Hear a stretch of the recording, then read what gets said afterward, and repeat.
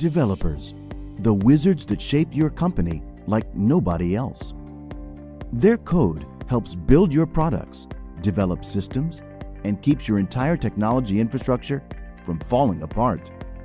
But hiring the right developers is a tricky task. You receive a lot of applications, but you only want the best. So how do you identify the best developers without spending a lot of valuable time on the wrong candidates?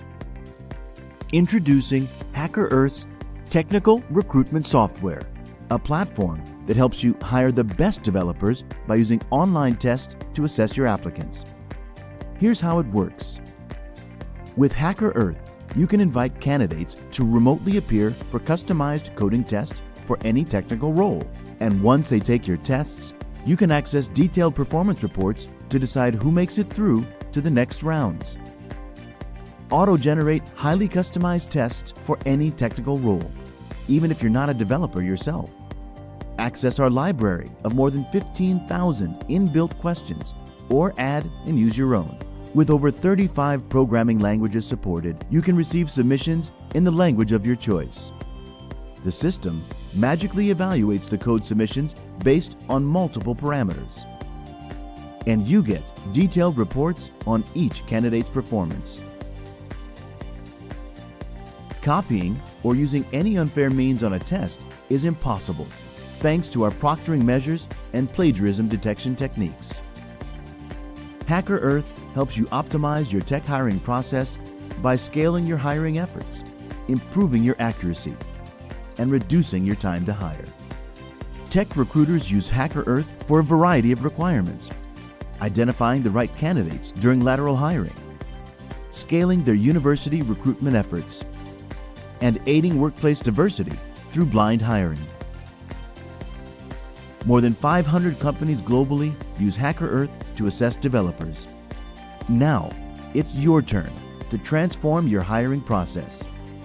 Register for a free trial today and try HackerEarth now.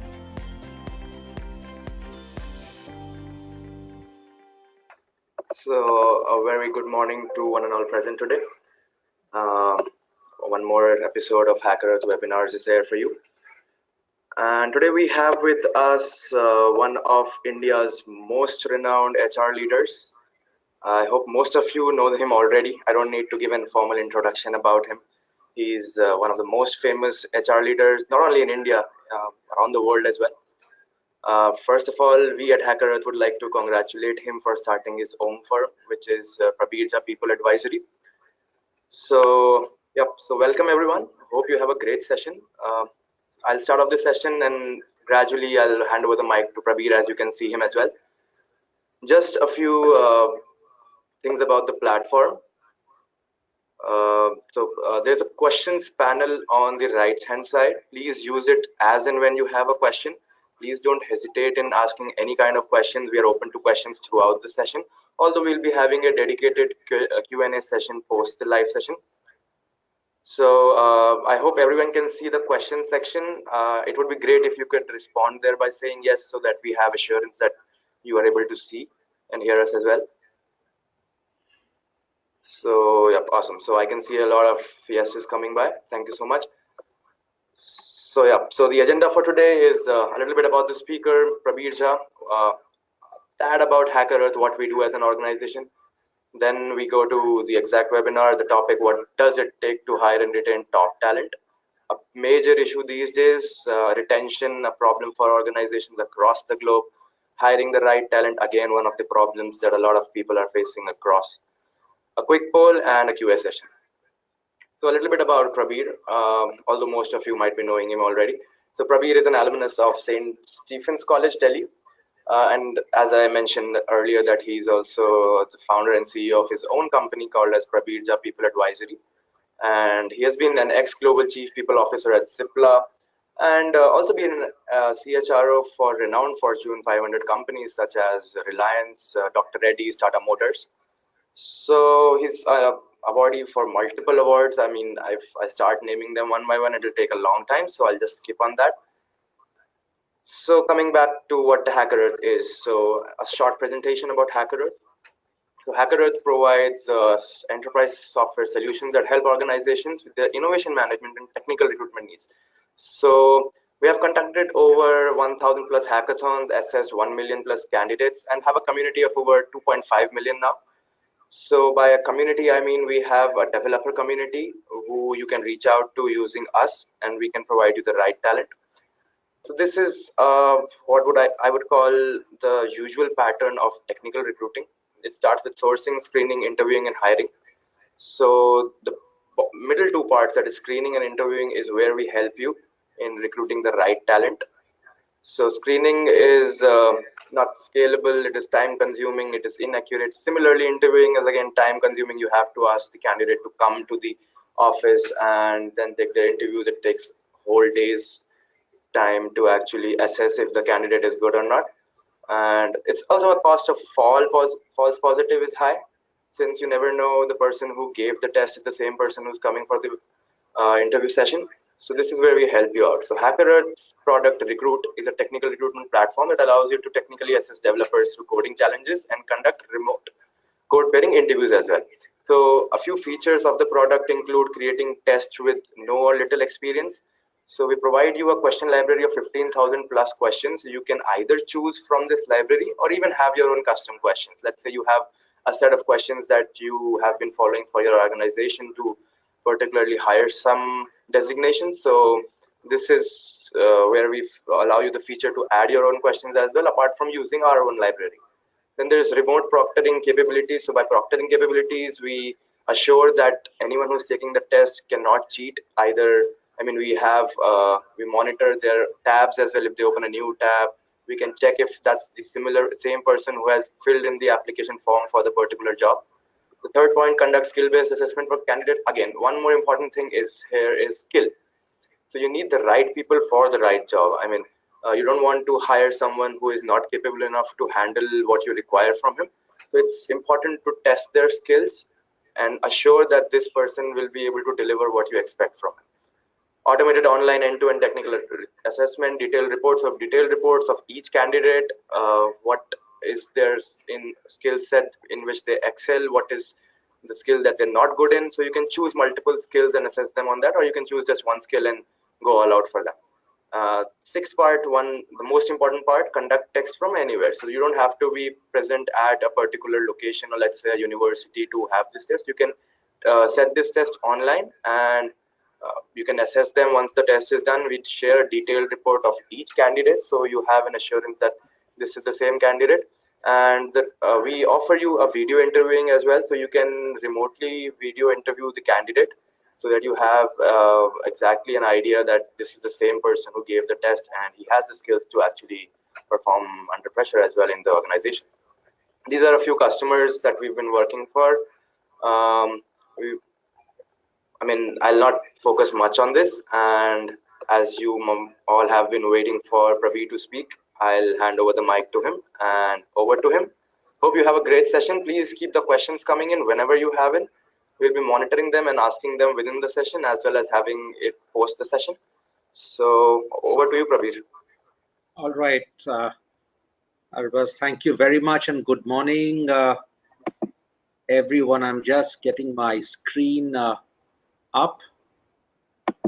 And so first, it's very exciting to be doing this, and this is the part of technology that you can connect with people across, and we are able to share perspectives and thoughts. But I must start by thanking HackerEarth, and also, as I was trying to understand what you guys do, it's phenomenal work of trying to improve the quality of hires, and also to be able to do it in a manner that is convenient for both the candidate and for organizations. And this is really responding to the talent war game that in a way we are going to talk about in just a while. So I'm waiting for my deck to be available. I can't see it on my screen as yet, but if Arbaz, you can help me with just give me a moment, I guess. I'll just upload the slide. I mean, if you have it available with you on your PC, you can start from there as well. No, I don't see it on my PC. That's why. Okay, just give me. But can you guys see it? Otherwise, can you see it? Because on So my screen, we can see your screen. So what I'll do is I'll present it from my behalf. You can tell me when to change the slide. All right, perfect. So let's get going. And what I want to start off with, perfect. I can see the slides now. Is this entire thing about war for talent? It is not just a war, and it is not just talent. It is really the right talent. And some of you who've been following a lot of what I tweet or write or blog know what I have shared earlier as well, that talent is a moving definition. Very often people believe that if you've got this degree from this place or you've competed through a certain exam, you're talent for life. It doesn't work in today's context. And therefore, it is very important, even before we get into understanding what possibly could help us win the war, is to understand and ask a lot of us, do we really know what we want? What's the talent for the company today? How is the talent going to change as the business environment changes, maybe as your business model changes, as competition intensifies, as maybe the mix of talent available changes, issues around mix and make or buy, all of these become very important dimensions. And I think we lose the plot many a time because we still believe that the way we defined talent 5 years back is the way talent is today. And unfortunately, it doesn't happen. And particularly in this part of the world, this entire emphasis on seniority and years of experience. I once had a colleague who asked me that, I'm very disappointed. HR is showing me CVs of people with 15 years of experience, whereas I want someone with 20 years of experience. And I remember asking this very senior colleague of mine that take a piece of paper and a pen and write down 15, 16, 17, 18, 19, 20, and show me how exactly is the talent morphing in the year 16, in the year 17, year 18, year 19, 20. So as you can imagine, there was nothing else that the person was able to scribble. And this is precisely the issue, that are we able to telescope into the talent needs of tomorrow? Are we able to understand what talent will we need in the days that are coming ahead? How much of that talent is fungible, upskillable, and how much of the talent actually will not make the cut? And therefore, what calls will you take? So I think it's very important that when we talk about this intensifying war for talent, we actually take a very balanced view between what I call the eternal optimists and the perennial pessimists. And these are people who believe that, oh, talent is everywhere. It's an issue of spotting, which is equally true. And the companies don't do a good job. And the huge majority in any company are solid citizens. So there's a huge upsurge of view about saying that, hey, we are not adequately getting our due, and people move on. And then the other side that, it's all about differentiated talent, and it's always about that. And where do you stand? What is your company philosophy? I, for one, definitely believe that everyone is useful, but maybe 20, 25, 30% people actually make the company move from good to great. Who those 25, 30% are, where are they hidden? How do you spot them? Do you spot them looking at a world which went past, at the resume which was, or are you hiring them, finding them, grooming them, developing them for really the talent that they will be even in the years ahead? I think, and that is a very important dimension of looking at this entire thing of what really is your talent. And I think boards don't do a good enough job, management teams don't do a good enough job, and maybe even the HR teams can do a lot better in posing and pushing questions as to what kind of talent are you going to be looking for as you anticipate the world of tomorrow. I once had a colleague of mine who led manufacturing of a large company, and I asked that person that, tell me 10 years from now or 5 years from now, how will the talent that you will need in the manufacturing reality be different from what it is today? Will the world move to robotics? Therefore, the kind of skill sets that you need may be very different. And actually, we never got a final closure because everyone is so consumed by the here and now that this entire preparation of the talent of tomorrow is lost out on. And therefore, we are always playing a catch-up game. So my first thesis really is talent is a moving definition. Please define your talent. And while the theme is about top talent, I'm not defining top talent really in terms of, years of experience or titles or CXO roles. Top talent exists at every level. You need the best masons, the best welders if you want to run an infrastructure company. You need the best developers if you want to run a software company. You need the best manufacturing pharmaceutical guys if you want to run a pharma business. You need to get, so on and so forth. And the issue is at every level, we are suffering from a huge issue of, is this fair talent? Is this the right talent? In our own homes, we don't get electricians who can do a perfect job to fix our electrical problems. So it also brings in this entire dimension of vocationalization. The quality of talent that is out there getting groomed, the quality of our educational institutions, the curriculum design, the ITIs, and so on and so forth. So I think we have a fairly big macro social or socio-economic problem, which is sitting at the base, wherein just a degree is supposed to be a synonym for talent, and unfortunately that doesn't hold true. There are many people who have the right degrees, but they are still falling short of what I call the employment bar. And why does that happen? And therefore that's one dimension that we'll not talk much about in the webinar today, but I just want us to be aware, because that is where the dialogue between the government, the academia, and the companies has to get a lot sharper, a lot more intimate, because that's when you will actually start preparing people who come into your workforce as talent rather than just raw pair of hands on promise and potential. And then the companies have to spend a fair bit of time trying to get them up to speed and really make them talent which is productive. So if we can go into the next slide. I'm going to pick through this webinar a couple of broad themes that to me personally are very, very critical. And if you do not focus enough on it, you can do whatever else, you're not likely to win this war for the right talent for your companies. And to begin with, I will talk about the employer brand. And I will also, along with this, talk about employee brand, because both of them actually sit together. So while I'm not getting paid to advertise or endorse Starbucks coffee, but just as an illustration, a coffee is a coffee at one level. Maybe it costs $1.25, but if you go and have it in a Starbucks or some equivalent branded place, you pay almost double or triple the price for the same coffee. Why does that happen? Why are you willing to pay more for something which is different, but at another level might be the same coffee? And I think this is the best way of explaining of how you differentiate yourself as an employer to the talent that you have identified as your catchment. So not every talent is your target catchment. And it is okay to say, I'm going to be playing in this particular talent mart. But in that talent mart that you have identified for yourself, do you have an opportunity to win? Do you have an opportunity of marking yourself out? Do you have the opportunity of actually commanding a premium vis-a-vis everyone else? And I think this is a game that not everyone gets right. You're competing almost with people you shouldn't be competing. You're competing in talent pools where you don't have a chance because you haven't got ready to play that game.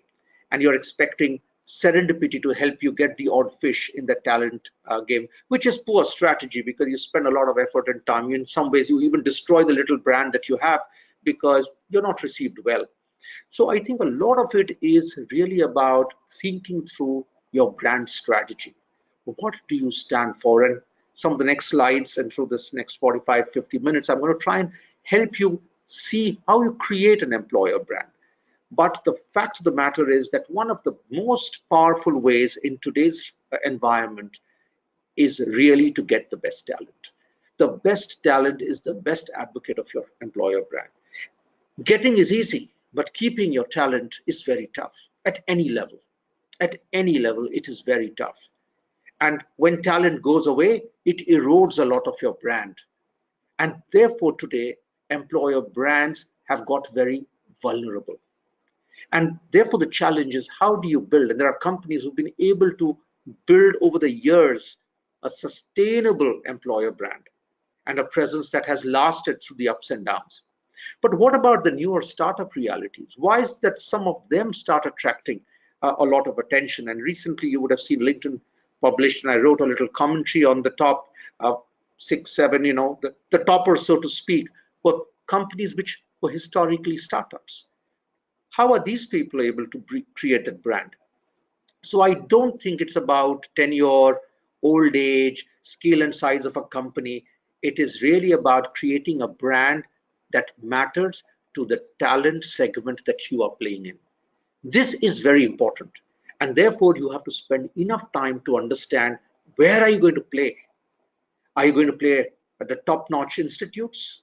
It's a great aspiration, but honestly, are you able to have a winning opportunity? You're playing there, or do you need to get your fundamentals right so that when you go, you actually are going as a brand worth substance? So, say it's something which iterates and mutates over time, but to me, it is very important that the best advocacy for your brand is the people that you keep. People today get attracted to talent, to peers, to seniors that they actually feel are the kind of people they want to work with. And therefore, this was a tweet that I put out some days back. Keeping with you the best in-class talent is itself the best brand advocacy. Losing them is the biggest reputation killer.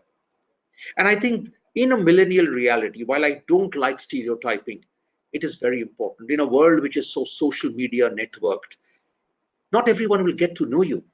But what do people think of you? What's the buzz about you? What's the buzz about the company? How does it set itself apart? What kind of people want to work there? How many of those people stay with that company?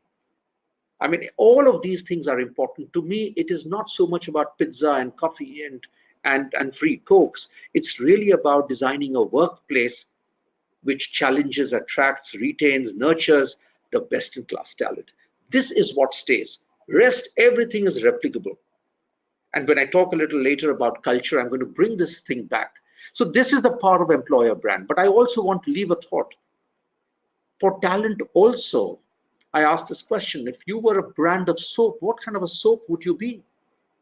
And every soap has relevance. Maybe at some level, every soap is the same. But you pay differently for a different kind of soap. And therefore, the question, even to the talent world, is what brand do you want to be seen as? And what do you do to sustain that brand? What do you do to build yourself into that brand?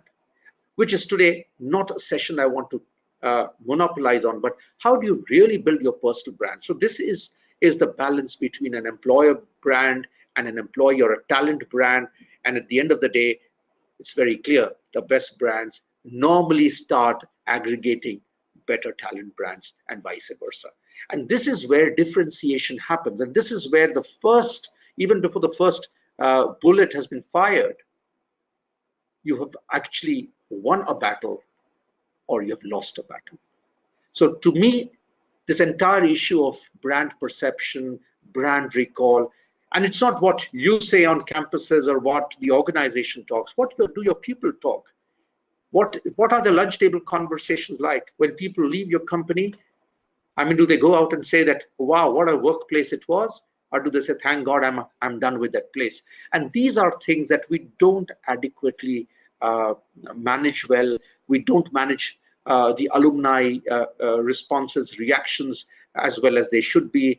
There are no ways in which you keep your alum connected and get them to be your biggest advocates. And a lot of the stories that kind of go out really builds your employer brand. So let's go on to the next slide. Okay, Prabir, so before we move on, we have tons and tons of questions for you. Already? Okay, go ahead, shoot a few of them. Okay, so I'll just answer a few that is directed towards us. So to give assurance, we'll be sharing all the recorded webinars with everyone who registers for these sessions. So don't worry, even if you want to share this webinar with your colleagues who have not been able to make it to the session, we'll make sure that you get the recording of the session and you can share it with them. Okay, so starting off with the first question, which is from Sachin Bhatt. He asked, with your experience in Cipla, what does it take to keep your blue collar employees motivated and retained? So I don't want to really talk Cipla when I have left Cipla. It's not correct. But and in any case, in Cipla, we did not have blue collared employees. We actually had a very, very limited number of people. So we believe most of them. And this is the first thing. Why should you live in a world of blue and white? And the more you create a world of blue and white, you create a sense of being haves and have not. So it's not important.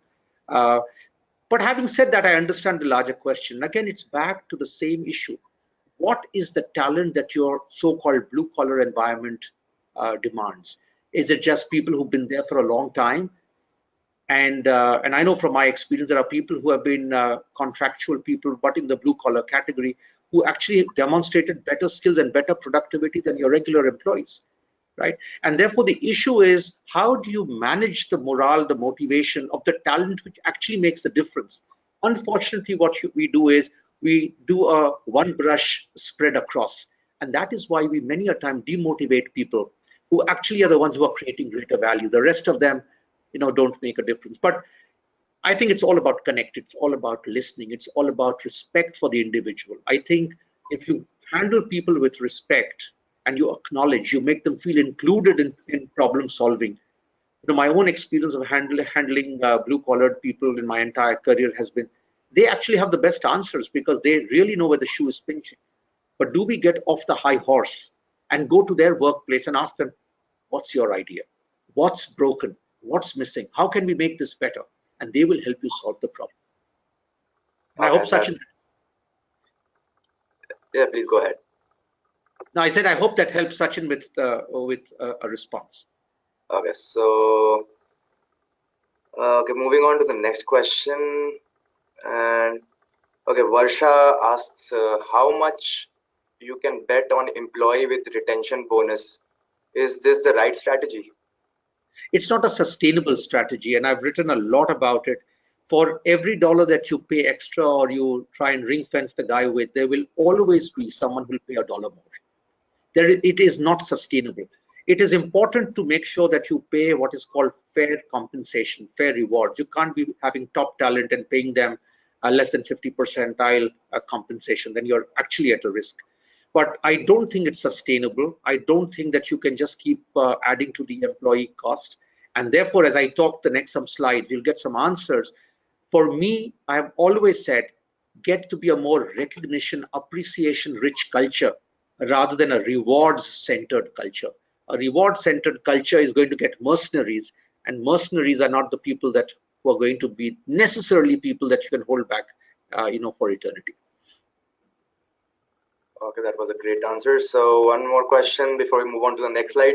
There are a lot of questions, so we'll address them maybe at the end of the session. There's one from Ravi Kiran. He asks, if the brand advocacy is the top priority, how do smaller companies or startups help attract talent? Yeah. Again, hold your question. Maybe some of my subsequent slides will get me to talk about it, because I believe a lot of the opportunity of being a startup is a great opportunity. Today, I think people work less for the brand to start with, they work for people. And if you're a startup set up by people who otherwise are respected, you don't have to be very old in age, but you will attract the kind of talent that is relevant for your environment. I personally believe you are bereft of a lot of your legacy, of your past, which for many companies is a big challenge because you're struggling between staying in the past and talking about the future. So it's all about getting the initial band of the startup evangelists right. And if they come with the right intent and the right network, that's how the right people start flowing in. And the biggest edge is you don't have to preserve, a legacy. So you start with a clean slate, and therefore it's a lot easier. You don't need 25,000 people on day one. You need just those 15, 20 people. But those 15, 20 people should be the right people, and they will join you not because of what you were, but who these people are with whom I want to work. And that's what I'm going to talk about in just a moment. Okay, perfect. So I hope that answers the questions, and we'll be taking up questions, but let's move on with the slides as of now. And please feel free to ask any questions, and we'll address them later. So on to the next slide. Go to the next slide. Yes, please. So this is about purpose. So, what are all the ways which help companies build a brand, build stickiness, attract the right kind of talent, help them evangelize their organizations? And I personally believe purpose, which seems very soft, very fuzzy, is a very under-leveraged weapon in most companies. And I do not believe that purpose comes only if you are in certain industries and certain lines of business. It is really about, you could be frying, savories, and you could be in that business, but your purpose can be about helping solve hunger, helping ensure that, hunger is not even a hand away, to be taken care of, and things like that. How do you therefore address the core purpose? Because in today's world, talent is pursuing what I call its true north. And organizations have to try and align that particular talent segment's true north with the purpose that you offer. And many a time, the so-called purpose statements are very tactical, they are very routine, they are very transactional. That's not a great positioning for a good purpose. It is really about an uplifting purpose. How do you make a difference to the world? And it doesn't have to be that, I'm going to be resolving environmental problems or health problems, and these are the only things which are purposeful. Every line of business can actually have an uplifting purpose. And for every uplifting purpose, there is some talent catchment which will relate with it. But we'd never stop, pause, and look back and say, why do we really exist? What's the reason of our existence?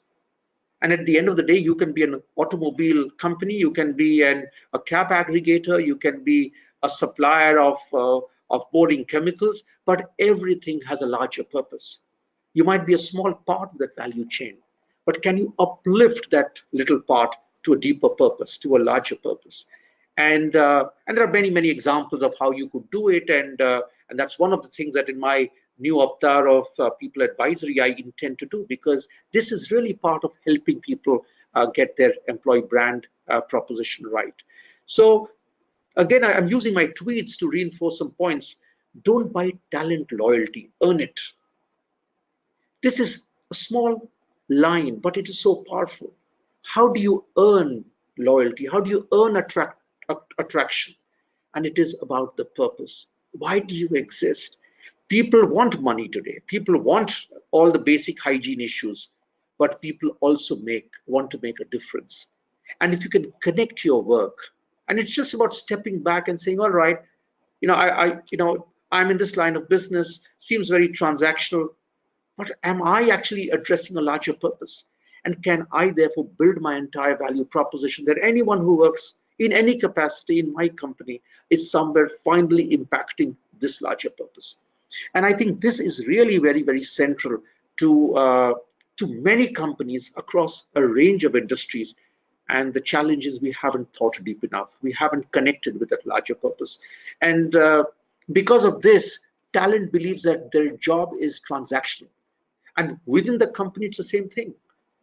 Someone might say, I'm just a receptionist. How do I connect with the purpose of the company? It is the job of every leader and manager to make sure that every function, every person in that function is able to connect his or her 8 hours, 10 hours at work with that larger purpose.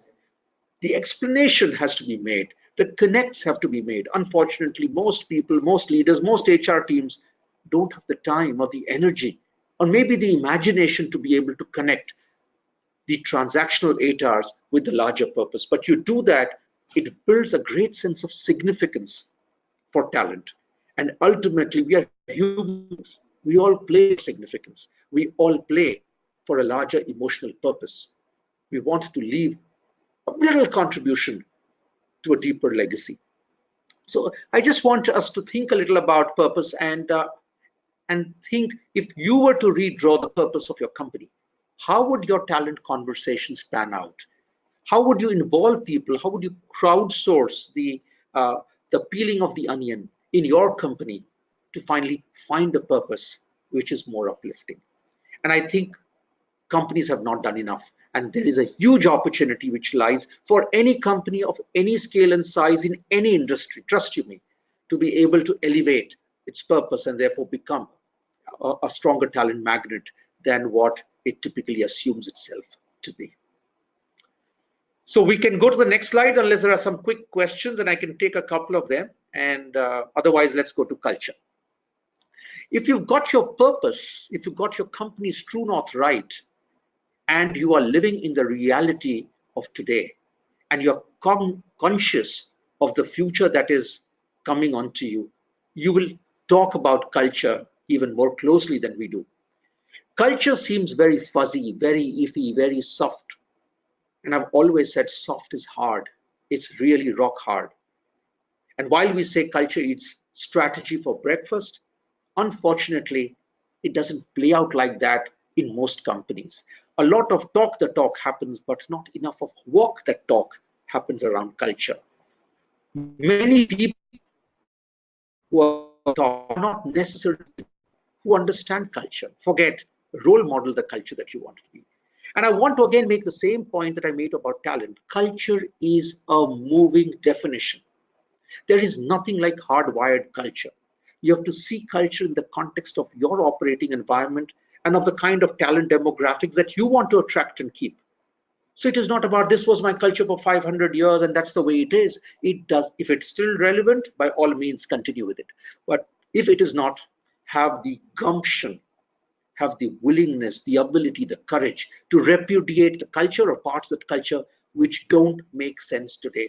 But unfortunately, many companies, and again, particularly companies which have been around for some decades, they struggle with this. And I've always said that, you should be proud of your past, but you should never be a prisoner of your legacy. Because that culture attracted a certain kind of talent. Let's say there was a culture where you wanted people to spend 30 years, 35 years with you. Now that in a very Stalinist, status quoist world made sense. And maybe our earlier generation actually grew in that environment. And it was relevant maybe for that times. But today, talent wants variety. Business cycles are shorter, sharper, more disruptive, dysfunctional sometimes. Is your culture agile enough? Is your culture responsive enough? Is your culture proactive enough? Are you morphing your culture? It's like saying Kathak is an integral part of Indian culture. It is not, was not. If you ask this question in the 11th century, they would have said Kathak, it's a foreign import. Today we say it's part of it. And therefore, a lot of companies, in my view, lose the talent game of fit. And I've always said, look for culture plus. Look for people who will add to the biodiversity of your culture. Don't hire clones who will just reinforce the culture. Now, you can debate ad infinitum about it, but it is important to think about it, that if you want to change your culture, how are you going to catalyze that change? Who are going to challenge that change? And that is why sometimes management teams change, CEOs change. You inject a different breed of talent because that is what is needed. But you provide enough covering fire, or do you want to regress into being the culture that you were? Because that gives you comfort. Because when you're changing culture, it is very tough. And I must confess, I mean, a lot of my career, I've only spent time transforming organizations and culture. And this is really, really a difficult piece because the tendency to regress to a world that you knew is almost human. And you've got to push, you've got to have faith and belief, and you've got to take calls, some very tough calls. Your people practices, aspects of them, your policy design, the kind of talent that you get, the kind of leadership you will have, all of this needs to be revisited if you want to transfuse your culture to be relevant and significant, to get the talent that you need in today's times for the context that you work in today or that you will work in the conceivable future. And therefore, this entire dynamism of culture and culture redesign is so significant. And many people who choose to join companies or who choose to leave companies or not join companies, even though they might be bigger, they might be better paid, they may have been around for a longer time, is because of culture. And culture is what you can smell and sniff very early. Culture is what actually emanates through the closed doors and windows of companies. Those are the kind of impressions and reputations that get talked about at lunch tables in many other companies. So I think it's so important that we must make culture a centerpiece of our strategic thinking. But how many boards actually spend time discussing culture? How many management teams spend time? Because it doesn't give you results on your monthly performance or your quarter-on-quarter results. But this is what ideally attracts or distracts the talent, which finally makes or breaks your company, whether in the quarters ahead of you or whether in the years ahead of you. And that's why the tweet that I refer to, it takes a lot to attract talent, very little to lose them. And are you doing enough to keep your best talent? because the best talent create disruptive impact. Is your best good enough for your best?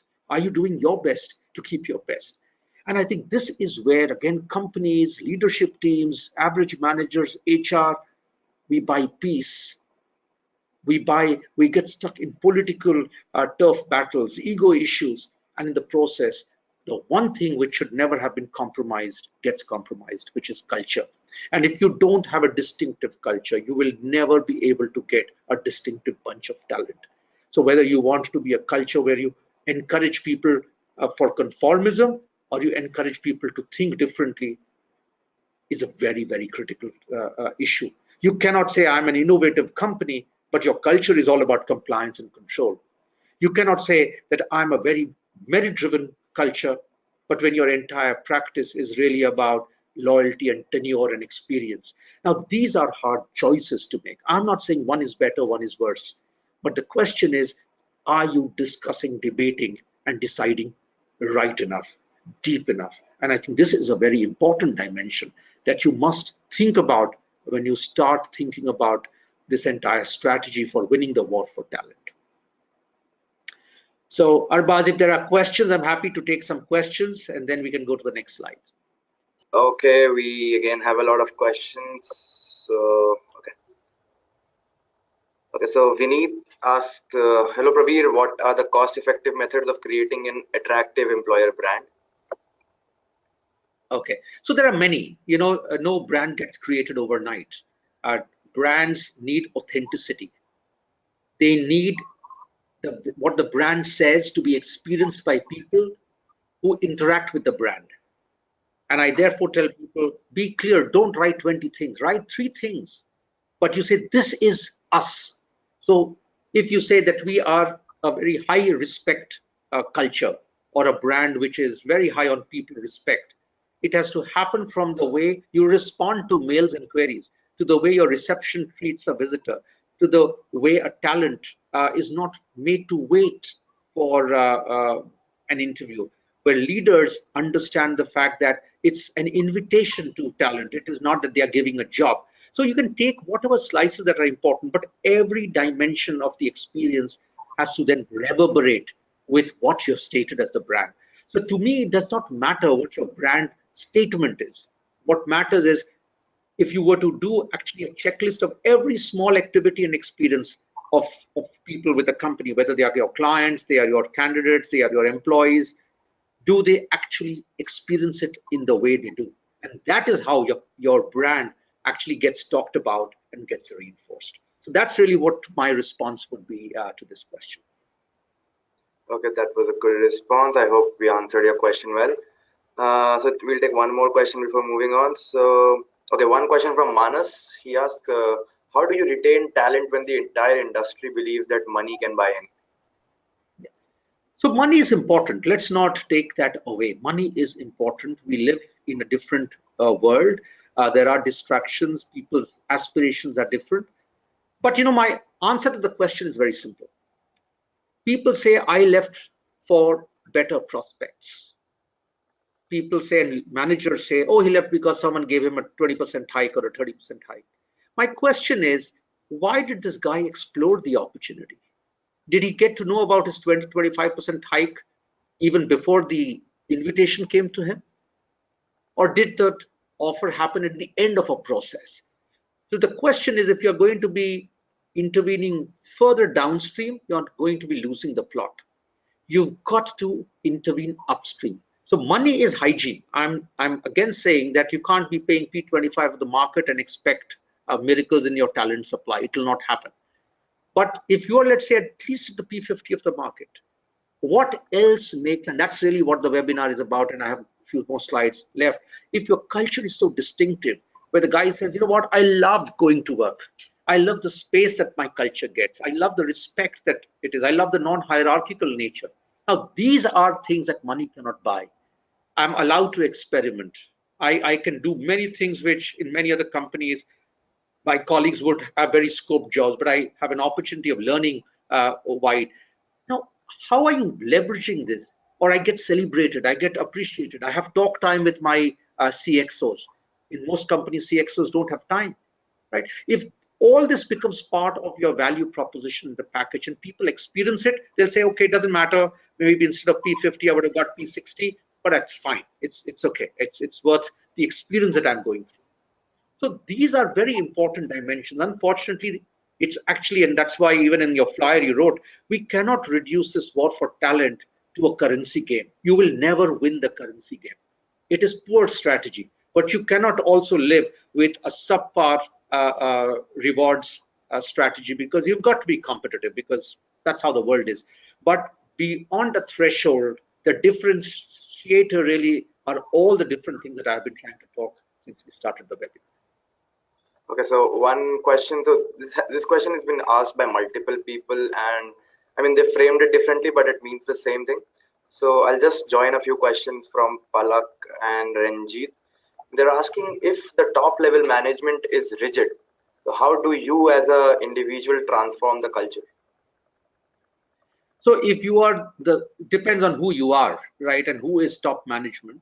I mean, if the top management is only your management team and you're a young intern, it's going to be a very tough one. Let's be honest. You can't do it. But if you are a middle level manager, you are a senior HR leader, I think it's all about building the ability to influence. It is about getting the conversation started. And today, I don't think I'll have the time to answer this. Maybe you should invite me on a webinar only on influencing. I believe everyone in the world can be influenced. I don't think anyone is rigid, and I don't want to cite instances here, but some of this of my own experiences have been reported in the media, and some people connect with it.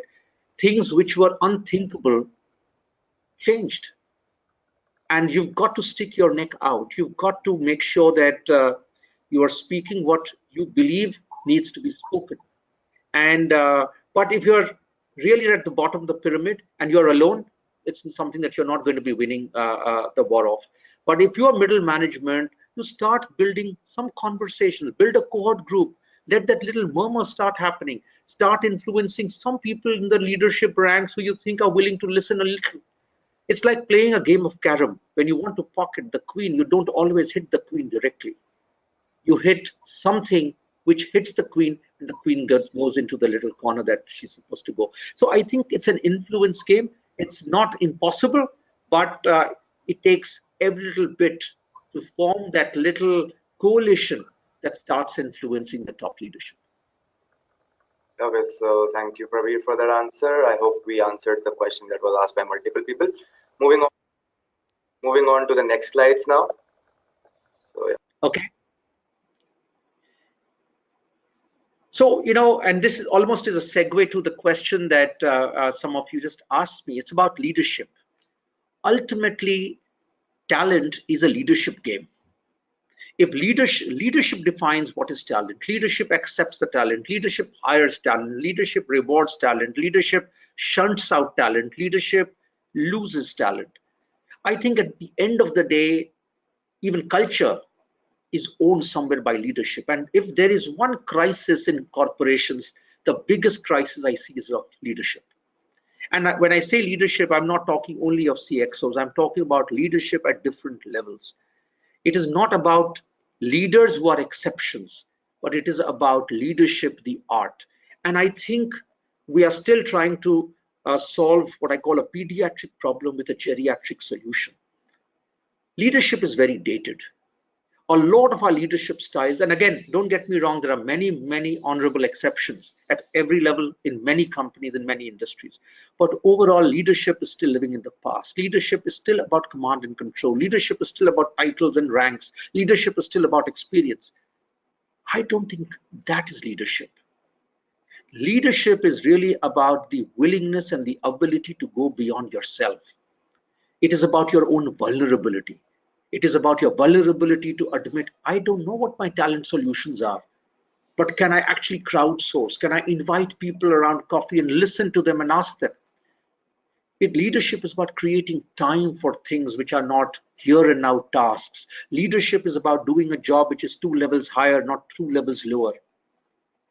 Leadership is about creating that talent culture where you realize your fundamental job is not to be a task doer, but is to be an agenda shaper. That's when you morph from being a manager to being a leader. And there is a crisis of leadership. And I'll repeat this, there is a crisis of leadership in many, many, many corporations because they do not agree to do what they should be doing. Because part of the problem of leadership are the leaders who are supposed to take the decision on this. And the inability of boards typically to be able to raise the inconvenient questions and precipitate certain actions is a big problem. But if you don't solve your leadership problem, you're not going to be raising the bar on talent. You're not going to be attracting talent. I don't want to cite examples, but in my career, I've seen so many leaders who don't know how to interview, who don't know what questions to ask, what to probe, how to select talent. Either they select talent who are clones of themselves, or they hire talent who would never question them, never oppose them. They are really looking for yes men. What kind of talent do you think is going to find their way? What kind of a culture will it become? And therefore, you can talk whatever on your whiteboards and your soft boards, but the fact is, leadership is a very strong, integral requirement for you to win the talent game. It is possibly the one non-negotiable that I believe you need, especially if you want to get a high-performing culture in place. And high performing is not about just the in and out kind of a reality. It is really about how do you create a culture of high performance? How do you celebrate people? How do you differentiate people? How do you mentor people? How do you allow people to mentor you? What is called reverse mentoring. How do you ensure that you take calls on blockers, not on loyalty and tenure? How do you look beyond task achievement and look at the how of that task achievement? Now, all of this is leadership in practice. And people and the best talent want to work with leaders like them. What is your own brand reputation as a leader? You may be a functional expert, but do you really have a brand reputation? Because if this leader were to work in a very different environment, the same talent will work for this leader somewhere else. But people do not, and companies do not fully understand and actually fight shy of addressing leadership. And it is not just about training workshops and sessions and seminars. It is really about what do you walk? How do you walk? Who is leadership in your company? How credible are they? Do they do what they say? And is that relevant and adequate to attract the talent that is there? So the tweet that I put out here was raising the bar on talent is inconvenient because we said talent is a moving definition. So you have to raise the bar on talent. Is inconvenient but non-negotiable. Leaders need to prepare the organization for tomorrow as much as today. Blockers need to be unblocked. And much of leadership in many companies, actually, if you listen to youngsters and listen to middle management, are popularly seen as blockers. But they get celebrated, the tenure gets extended, and you expect the world to change and you expect a different breed of talent. It's not going to happen. So the most inconvenient, but the most non-negotiable dimension of talent attraction and retention is the quality of leadership. Because at the end of the day, I have not seen too many people who are willing to step down or step aside and allow the next breed of talent to go. There are so many people who are just hanging on and they're living in a world which is dead. Doesn't the board know it? Doesn't the CEO know it? Doesn't anyone else know it? But the reality is this is an inconvenient bullet to bite. And I think the time has come for organizations to really look themselves very close in the mirror and answer questions, very sharp questions on the quality of the leadership that it has, which either attracts, retains, or deters talent. So if I may, let me go to the next slide so that then we can take some questions after that. Leadership and flowing from leadership to every guy who's a manager and to every guy who's a peer. Are you a talent magnet? Because today I believe talent is an attraction game. People want to work for the right people, work with the right people. How strong is your magnetic field for this best talent? Are the best guys wanting to work with you? I know of situations where certain people leave organizations and the team disintegrates. People who have accepted to join some place and the leader moves, they say, no, I'm not wanting to join this company anymore. What really creates talent magnetism? It's just not charisma. They want to work with the brightest. They want to work with people from whom they can learn. They want to work with people who appreciates them, gives them visibility, who actually promotes them, not really about title and rank, but actually showcases them to the larger corporation and to the leadership. And one of the big challenges that, again, flowing from this crisis of leadership is talent magnetism is low, which is back to that issue why people start paying extra dollars to get the talent in. Because somewhere you're subsidizing your low natural talent magnetism with higher compensation. So you can get people in, but you can't retain people. Because at the end of the day, you can't keep paying high salaries all the time, right? So you buy talent, but you're not able to keep talent. Imagine if you were a talent magnet and you were able to get the best guys.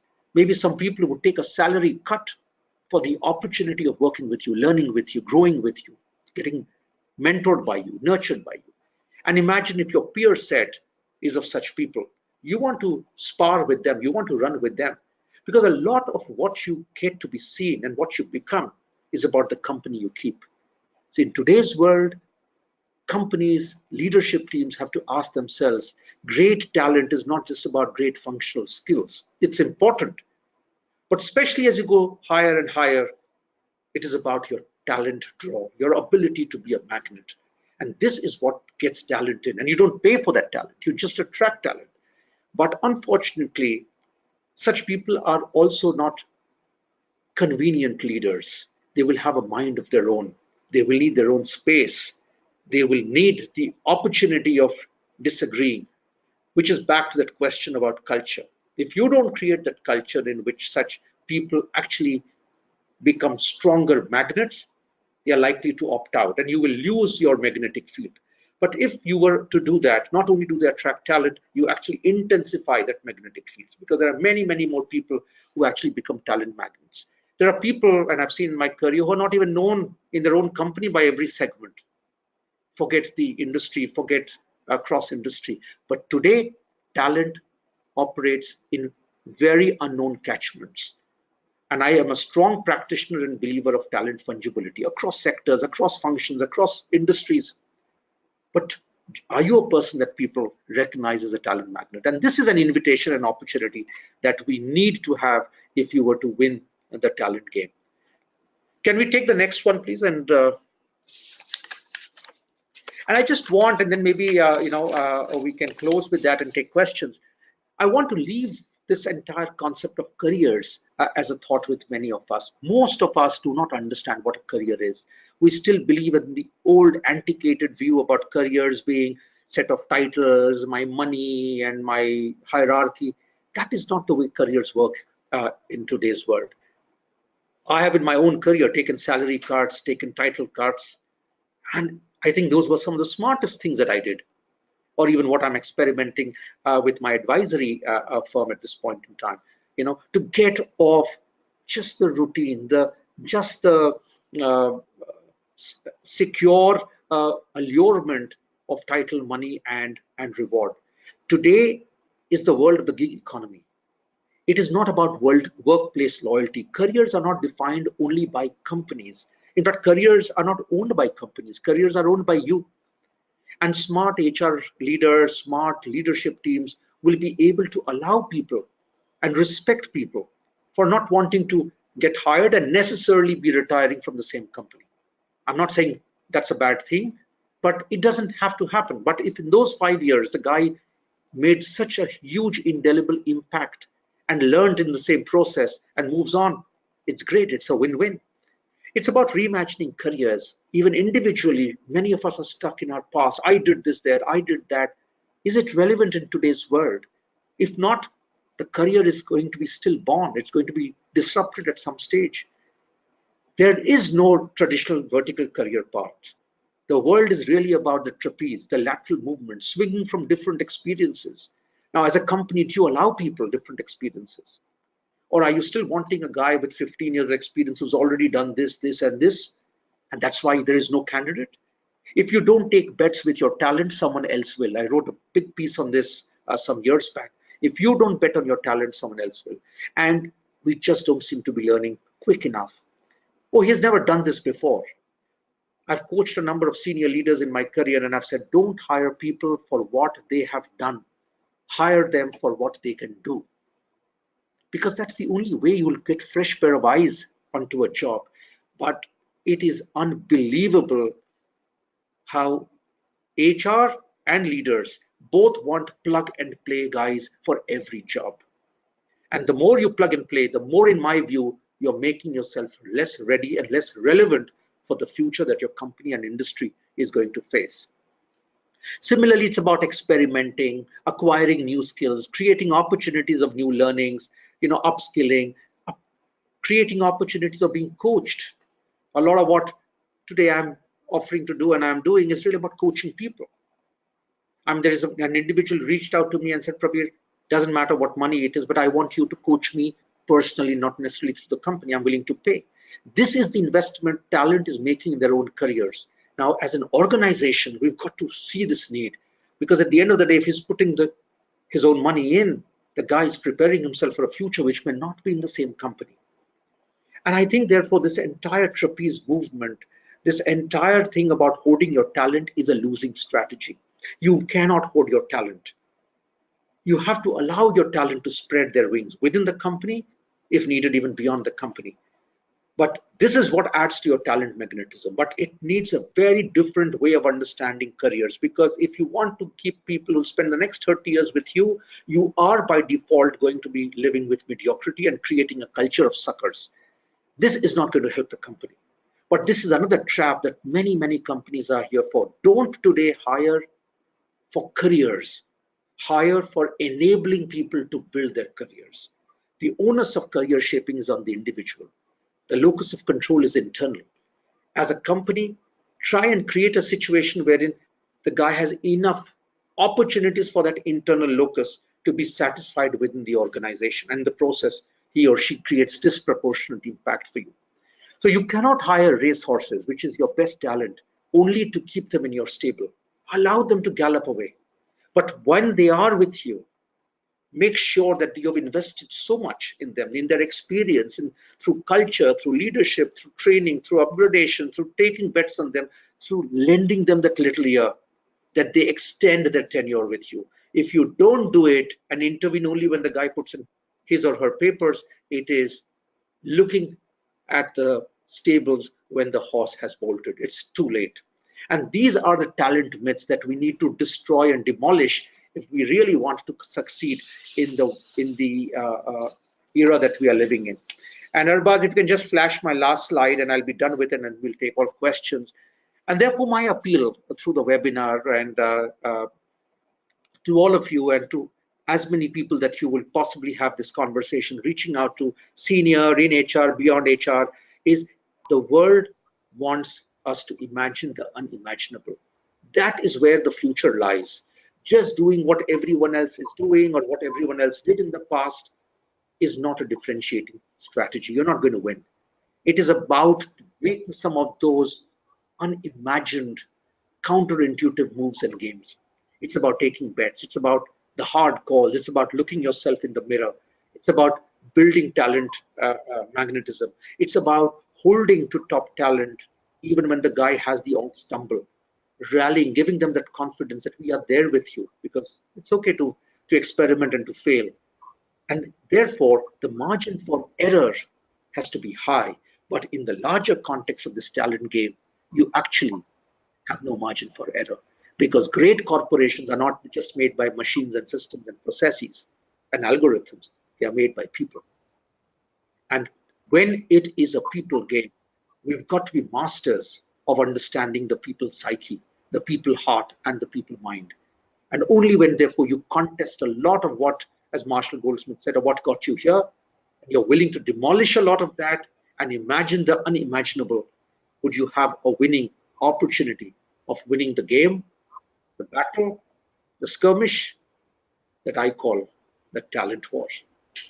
So I'm going to stop here. Thank you very much for listening in, but I'm now happy to take all the questions that you have. Okay, so thank you so much, Prabir, for this informative session. We'll give you a break. We have a short poll. We'll run the poll first, and so that you can catch a breath, have some water. I mean, you've been speaking continuously for the last 60 minutes or so, so we'll just give you a break for like 5 minutes. So this is a poll. I would request everyone to please vote whatever you want. I mean, this is an open forum. If you enjoyed it, please rate it as a 5 or 4, or if you found it not very interesting, although there might be not many people who might say that. So please be free to cast your vote for the same. And also, it's India is voting today, so if you're not able to go to vote, please do vote here. Please keep flooding in your questions. We'll be taking them soon. In less than a minute or so, we have one more question that will come up. Also, you can share your valuable feedback with us using our Twitter or LinkedIn handles. As you can see, you can tweet Prabir at @Prabir Jha. Similarly, you can tag him on LinkedIn at @Prabir Jha. Similarly, you can also tag HackerEarth and share a feedback about this webinar. Tell us what you liked about it, something that we can work upon. Please, we are waiting for your valuable responses so that we can work upon these and we can make sessions even more better than they are, although they are one of the greatest ones. I mean, today's session was thoroughly enjoyed by everyone who attended, I hope. So yes, so we'll be closing the polls now and we're off to the questions. So Prabir, will be requiring you to speak a lot once again, since we have tons and tons of questions. So I don't know where to start from, because this list is okay. So this is from Joom Chaudhary, and the question is: can leadership be taught, self-learned, or it is more to do with the gift inborn? So this has been debated for decades now, so I don't want to add to the debate, but I think it's a combination. I think some people are naturally gifted, but it doesn't mean that someone who was not born with some natural strengths cannot be a great leader. I think leadership is really about reflection. It is about taking a pause and being brutally honest and reflective. If one is able to do that and you build resolve, then you consciously start practicing doing certain things or not doing certain things. So can it be learned? Can it be practiced? By all means it can be done. And but the biggest thing is, how do you receive feedback? Do you seek feedback, good, bad, ugly, or do you deny? This no but is not a great starting point for learning leadership. And you know, I think there's a lot of hope, there's a lot of opportunity, but I just want to remind everyone, I think more than you, leadership and what you are and who you are gets created by people who actually experience your leadership, right? There's no point me talking about my leadership if people don't believe that that's leadership. So how do people perceive you and what do people think of you, speak of you? You know, that is important. And to get more conscious, it's all about keeping your antenna open, getting different voices in the table, seeking feedback. I've known people who have mastered this over their careers of seeking feedback, taking feedback, not clarifying, not responding, but then consciously honing. And that's where coaching becomes a huge opportunity for help. So it can be learned, but some people are naturally gifted, so they have an easier start. But if you want to be a better leader, you can definitely be a better leader. So Pooja has a question and she asks how to fix a damaged brand image. As being a recruiter, we face hell lot of challenge in attracting talent. So it is unfortunate and it takes a lot of effort to repair, but it takes just a few glitches to destroy the brand. And the first thing is, be clear, what do you want to fix? And make sure if there were one or two dimensions which only are sharply broken, just focus on that and get that repaired. You can't paper your entire brand if there are multiple cracks, but just make sure the big ones you identify right and work at it. A lot of what really happens is the experience, which is the leadership, which is the HR, and just make sure that you start demonstrating, talking, explaining, adding to the experience set, which is very different and which is something where you start. and let people then talk about it, that no, but I had a different experience. And when more voices like that start going out, a little bit of filling in the adhesive between the cracks would start happening. But it takes time, it takes patience. But my top level response is, what really is killing your brand? What is that one thing which is absolutely something you need to fix? Don't open all fronts, identify what that is, and otherwise offline you can always speak to me, and I'm happy to understand what exactly is your problem. So there's one question that says, if managers don't allow their horses to gallop, whose loss is bigger? See, I believe if it's a good horse, the horse will bolt. So I personally have felt that individuals sort their issues out because they don't have time to waste, right? So they will decide what to do and with whom to do and where to do. The loss is clearly that of the manager and the organization. I believe in today's world, there is no loss for talent. And I personally don't think that great talent wastes its time ad infinitum bemoaning. Managers deny it because they might survive with their managers. So the loss is clearly the managers, because talent does not have the patience or the time to wait for miracles to happen. Managers are the ones who suffer all the consequences. Okay, so another question that has been asked a lot of times, I'll just club them up. It is specifically for the IT industry companies, and people are asking, how do you retain techies? Since there are a lot of job openings for them offering higher money, how do we actually retain them? Yeah, so we've tried to talk about that through the webinar, that you cannot be paying them bottom quartile salaries and expect the best guys to stay with you. There is a certain hygiene that you have to maintain, but if you've met that hygiene level, you have to also draw out what are all the other experiences, the benefits, the ahas that you're creating for that talent.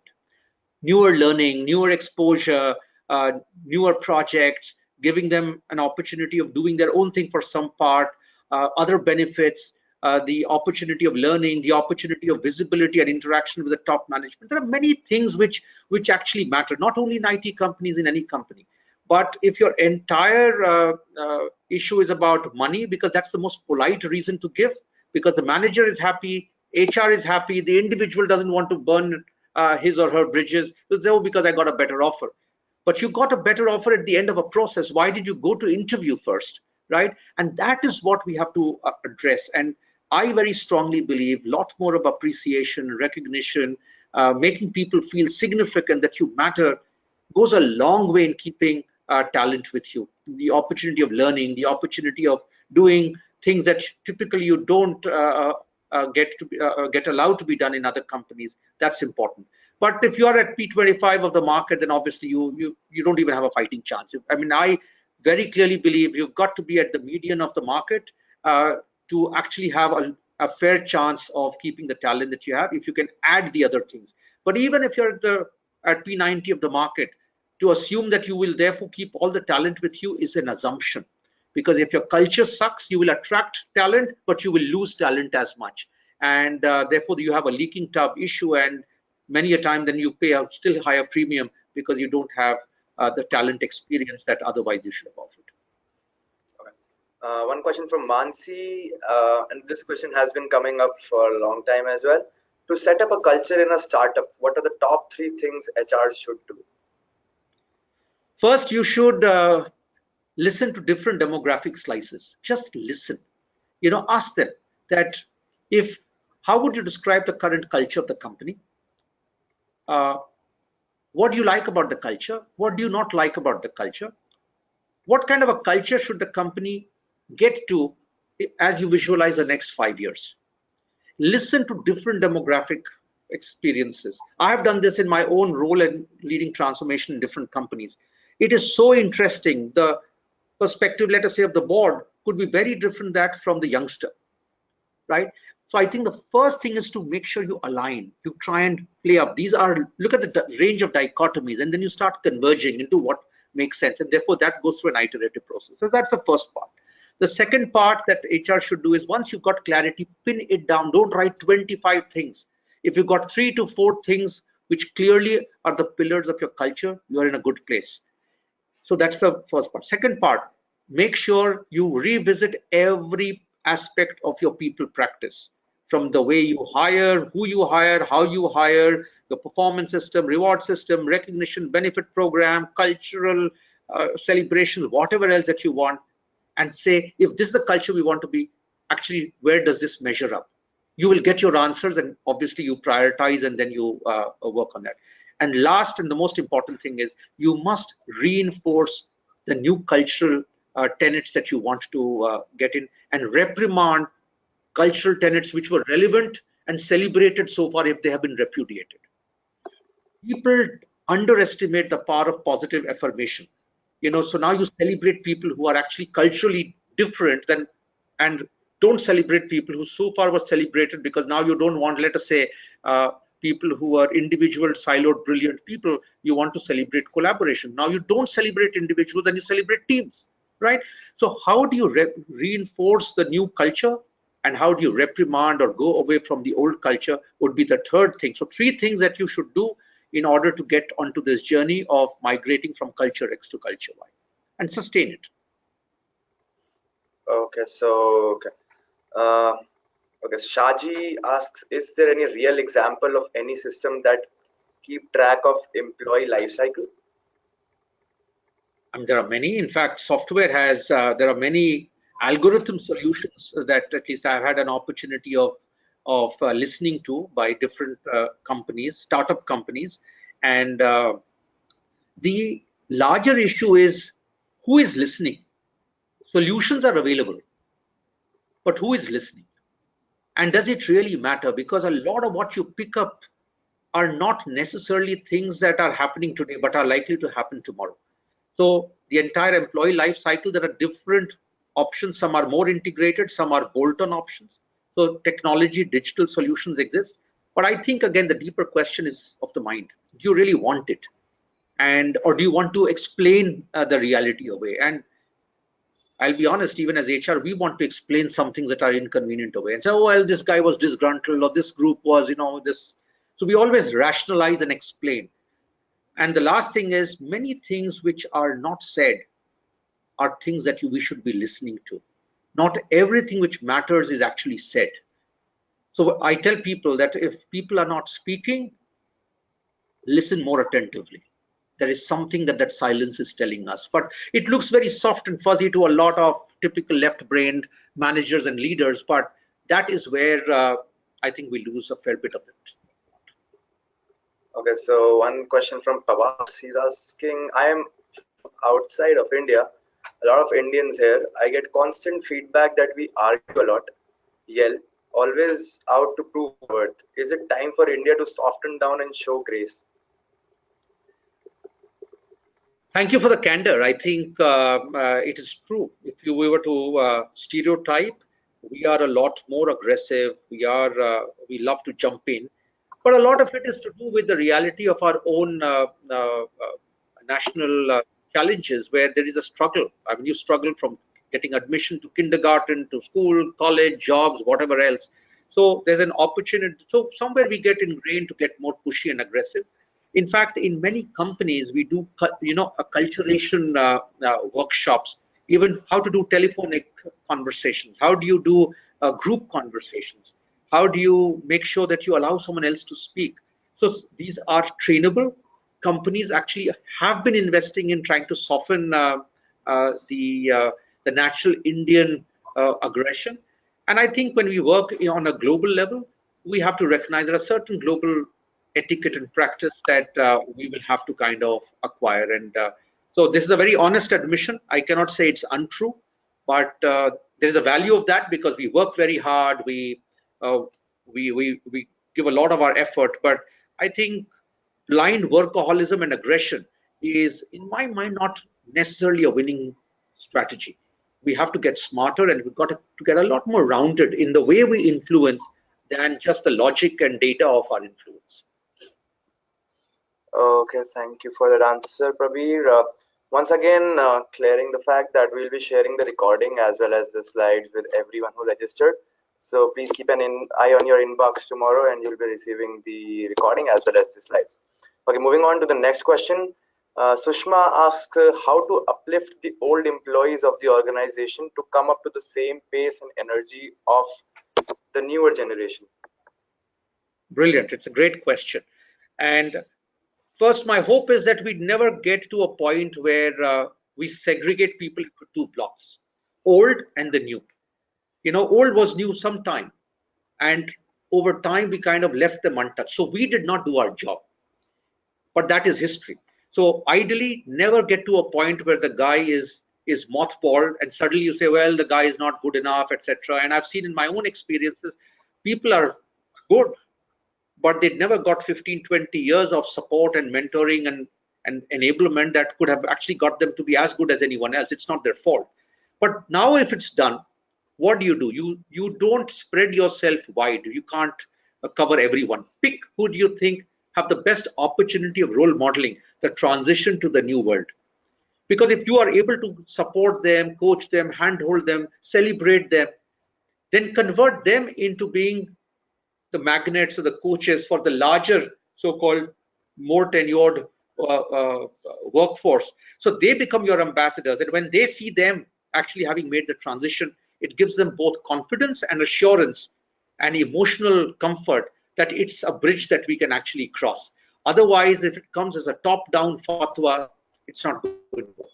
So create a cohort group, help them on the journey, celebrate them, and convert them into your catalysts and agent for helping the larger populace of the tenured kind to actually change from moving from X to Y. Okay, so last few questions. We've already crossed the time limit that we set for this session, but we'll take some few questions. So Sanjay, I'm really sorry I missed out on your question before as well. So Sanjay is asking, hi Prabir. Recently, we have had many potential candidate exits happened in my organization, which is not highly acceptable to any startups. So while having the exit interview, most of them just say they are not getting room to grow themselves or finding themselves stagnant. What can be done about this? So, this is not only with startups, it happens with many, many companies. And that is why I use the word blockers. Sometimes our entrepreneurs, promoters, certain levels of managers, willy-nilly have you become the blocker, right? And if the company is growing and expanding, it becomes easier for people to actually grow, to learn, and to find newer expression. So my first question is the company really growing then? And therefore, is there a deeper question of strategy that we should answer? Why is it not growing? Because if you are growing, then everyone will grow. Second is, are there people who are there because for political or tenure or other historical reasons? And I think this is cancerous. Many companies tolerate blockers. And when there are blockers, these are average people who are never going to go out. They're not going to grow up, but they're not going to go out. But what they do is they leech a lot of talent away because they become the ceiling. And in my personal view, I am a hawk on this. You must get rid of your blockers, because at the end of the day, otherwise you are overpaying someone for a job that can be done by maybe 2 levels lower or by someone at a price point which is cheaper. So I think the issue is about political resolve, biting the tough bullet. You can do it in a nice way, but if the company is not growing, you've got to make sure that you're weeding out the blockers all the time. Otherwise, you're going to continue to be losing talent.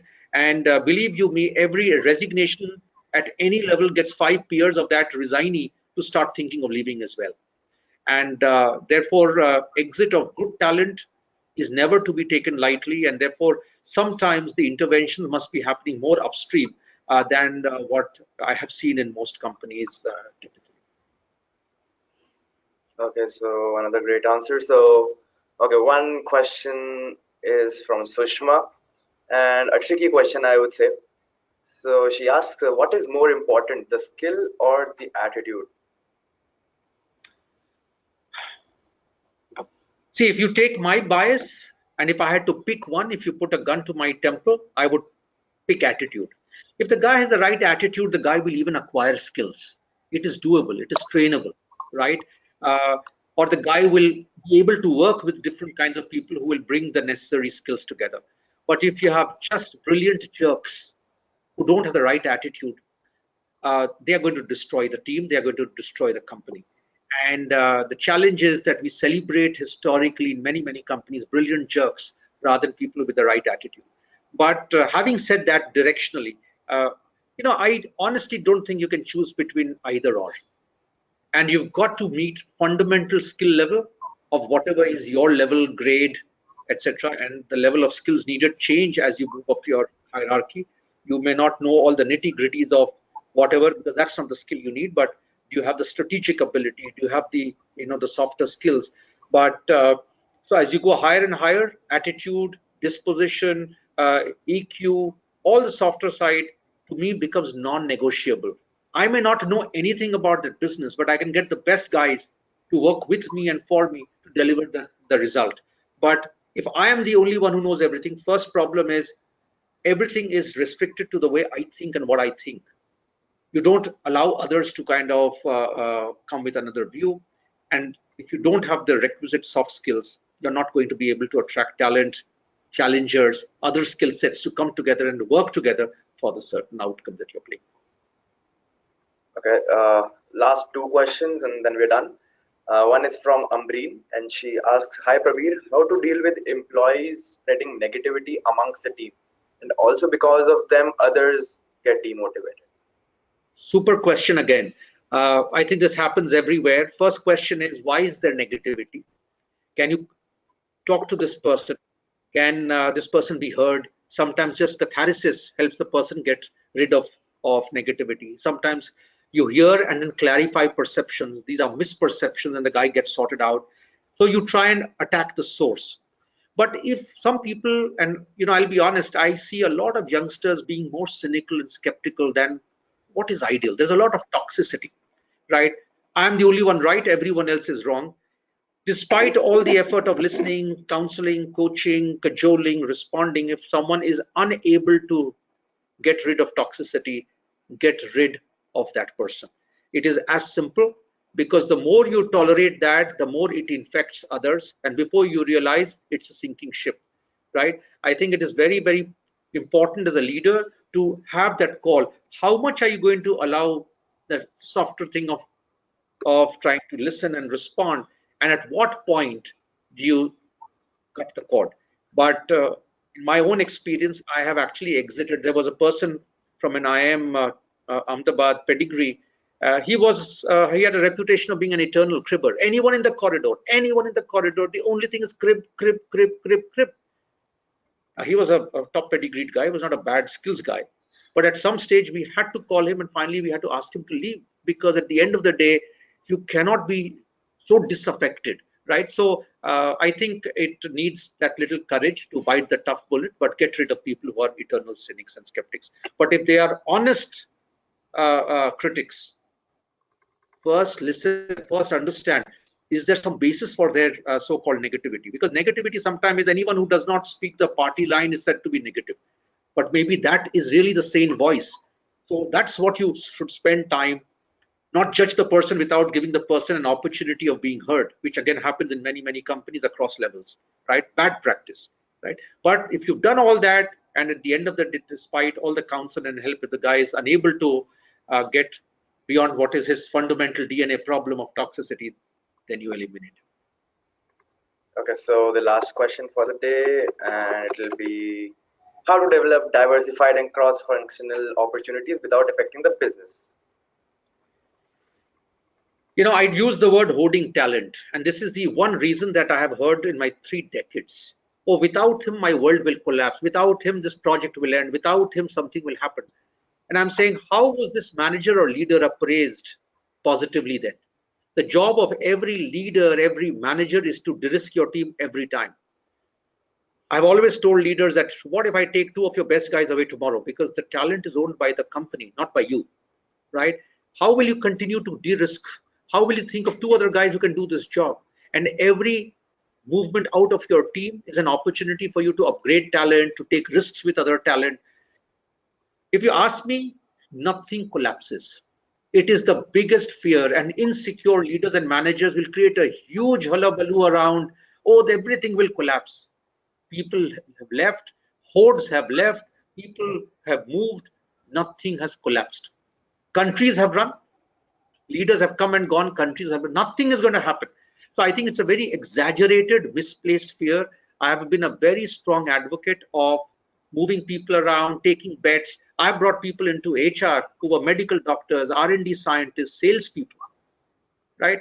I've allowed people from my own team to go out. What happens? Nothing. Yes, you need to handhold a little in the beginning, but that is what is back to culture and the leadership that you need to celebrate, to reward, because the best leaders will take bets with talent. They will allow their talent to go to other opportunities. In the process, they become talent magnets, and they actually build a team and a culture which does not become a still pond, but is a flowing river. And that animation and energy is what keeps you relevant and impactful always. Okay, so one interesting question that I would also like to know from you as well on a personal note. It comes from Swati, and she asks, how does an organization prepare for the upcoming trend of gig economy? I think organizations have to move beyond looking for full-time employees. We still have a big mental block there. HR will hire rolling fixed full-time employees and stuff like that. That will not work. The best talent will not lend you their entire life, their entire month, their entire year. They are going to be available to you. At the same time, they will be available for many other things because they want to learn all at the same time. So I think the talent philosophy has to change. People have to get comfortable with signing all your non-disclosure agreements, but not necessarily wanting a guy sitting there with you 24/7, wanting to go through an appraisal. So I think a lot of it is about reimagining the talent supply, and it's almost like redoing your pizza. You can redesign your pizza, and it's not as complex as what we think. It's more about the mindset. People think if they're not captive to you, my God, I'll never have control over him. That's not how the talent in the gig world works. I mean, I may be helping 5 clients at the same time, and I might still do a great job because I don't want to sit and be doing only for one particular person. Now, so I think it's all about taking those risks, seeing how it pans out, making course corrections. But I believe very, very clearly that the gig is here, and the world of only full-time permanent employment is dead. We will have to, if we want to play the talent game, get the best talent in. Even if I get 2 days of this guy's time, it's fine, but let's get that guy in. That mindset is what, starting from the board to the management team, they all have to start getting comfortable. Okay, so that is it. So thank you so much, Prabir. It was a great session, and everyone enjoyed it, I guess. You don't have an option. There was no option for not enjoying this session. It was so informative. So, I mean, hitting the right points and giving such advices to HRs all across the globe. We are all big fans of yours, especially at HackerEarth. So, thank you so much, Prabir. All the very best, guys, and thank you, Arbaz, for inviting me. I think this is a very live subject. We've not answered all the questions, but this is an agenda that I'm glad that you've sponsored for a discussion. So thank you very much. Good luck, everyone. So the questions that are remaining, we'll send it across to Prabir, and we'll get the response from there and share with the people who asked the questions, or with the larger audience as well. Judith, I can see two questions from you. We've already answered the questions previously. Maybe you missed out on them. So we'll share the recording with you, and you can have a look at the questions. And if you find the answers, please let us know. If not, then also. So thank you so much. Also, please share your valuable feedback with us on LinkedIn, Twitter, any channel that you wish. You can also reply back to me at arbaznadeem@hackerearth.com, from where you might have received the joining links. So thank you so much to the audience as well for taking out time from their busy Thursdays and being part of this session. So thank you very much. Bye-bye. Bye-bye. Thank you, Prabir.